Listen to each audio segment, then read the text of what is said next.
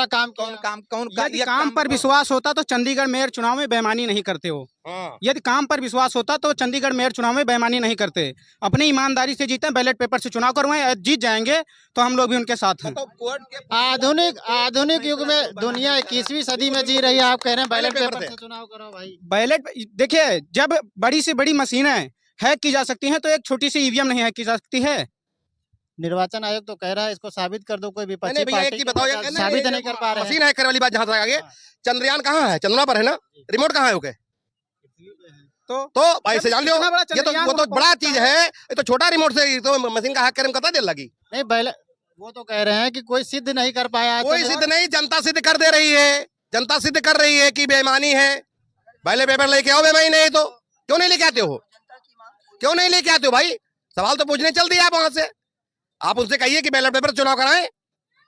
और अगर उनको अपने पर गर्व है, अपने विश्वास है, तो किसी भी विपक्षी पार्टी के नेता, सांसद, विधायक को अपने पार्टी में न ले, तो हम जाने कि मोदी जी बहुत विश्वास 400 पार हो जाएगा। ये कह रहे हैं जो लोग काम करने वाले लोग हैं वो भारतीय जनता पार्टी, जितने बेईमान है कुल भारतीय जनता पार्टी में, तो भाई उनके ऊपर कार्रवाई कहा नहीं। और अगर बेईमान लोग हैं तो अरे भैया अमीन खवैया, अमीन परसैया, अमीन बर्स करिया। त्रिपाठी जब जेल गई है तो वो गोरखपुर जेल में बंद रही है। हमरे ऊपर अब एक ठो पुलिस सिपाही आ जाए, दरखास्त दे तो मार चूतर हमारा लाल कह दी हागी ने पई 4 दिन तक।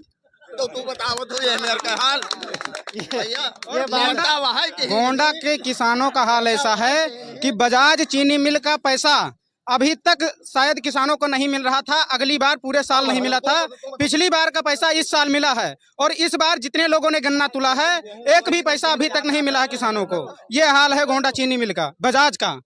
रोजा तो मानो उधर बाराबंकी में पड़ता है, उसमें जितने किसानों का गन्ना जा रहा है उसकी पेमेंट आ रही है, फिर गोंडा वाले क्यों ऐसे हैं, क्यों नहीं मिल रहा है? अगर भारतीय जनता पार्टी ने गोंडा वालों के लिए, खासकर मैं गोंडा की बात करता हूँ, अगर काम नहीं किया तो फिर वर्तमान में सारी सीटों पर भारतीय जनता पार्टी के विधायक क्यों बने? देखिए यदि उसका कारण बता दें आप लोग, यही कारण जब यदि मीडिया गुलामी करनी छोड़, उसका कारण आपने एक चाटा हमको मारा, अब हम भाग गए भैया हमको बचा लेंगे।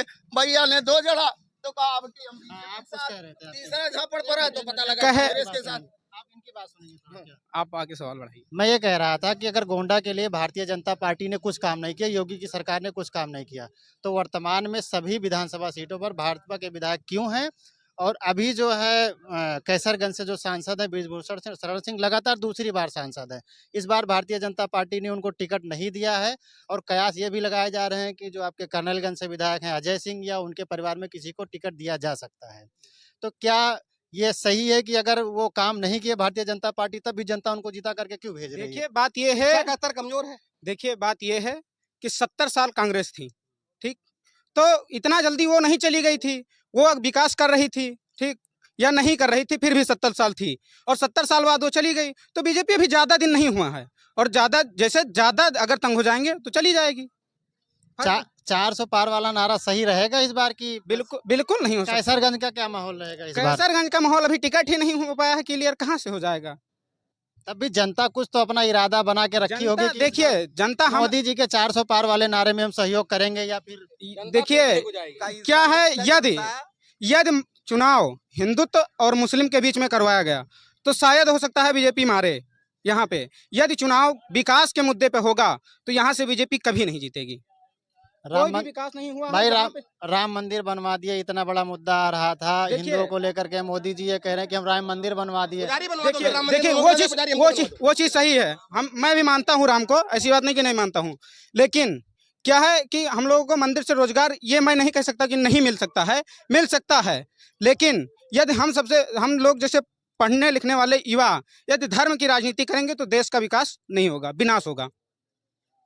यानी आपका कहना है कि हम धर्म से हट करके विकास, हम लोग विकास के मुद्दे पर बात रोजगार को लेकर, बिल्कुल हम लोग इस बार जो कैसरगंज की जनता का क्या मुद्दा रहेगा? शिक्षा, रोजगार या धर्म पे, किस पे जा सकता है? धर्म पर हम लोग तो बिल्कुल नहीं करेंगे। धर्म पर यदि कोई कर रहा है धर्म पर तो वो करे, लेकिन हम लोग जैसे पढ़े लिखे युवा हैं तो वो धर्म के नाम पर राजनीति नहीं करेंगे। क्या नाम है आपका? अंकित यादव।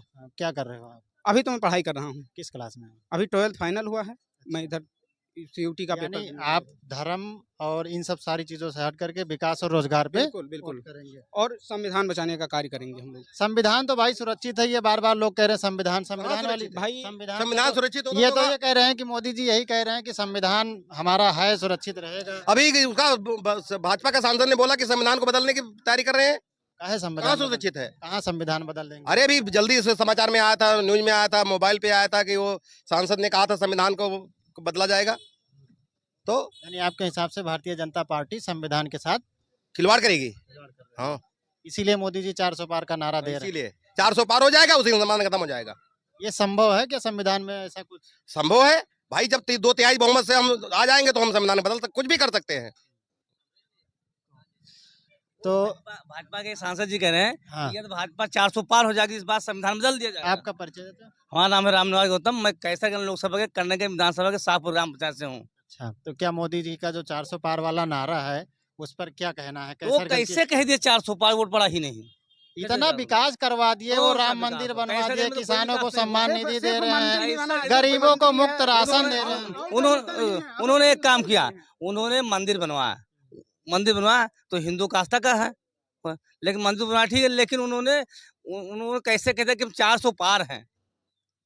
का हिंदू ही होगा मुसलमान नहीं होगा? उनको अपने कार्यों पे विश्वास होगा भाई, तभी तो वो तो कह सकते हमारे हैं। कैसरगंज में कौन सा विकास उन्होंने किया? ये तो क्षेत्र की जनता बता सकती है। यहाँ क्या तो कोई भी उन्होंने जनता भी तो है, वहाँ कोई विकास यहाँ नहीं किया। और रही बात, उन्होंने जो छोटा जानवर छोड़ दिया योगी बाबा ने, वो तो सारे फसल चौपट कर दिया। 20,000 हम चला गया, 20,000 लगा रहा, 20,000 लगा 4 बीघा हम लोग को हो जाएगा। तो इसलिए हम भाजपा को वोट नहीं देंगे, सीधी सी बात है। अब दूसरा बात तो ये है लेकिन हम 20,000 भी कि मोदी जी खुद झूठ बोलते हैं। 100% 100% मोदी जी झूठ बोलते हैं। जैसे जैसे कि कहीं 14 लाख देवे, जैसे कहीं हर घर का राजा बना देवे, सब कुछ बताइन करवा देवे। आज जनता भिखारी हो जाते। सुनो ये बात है,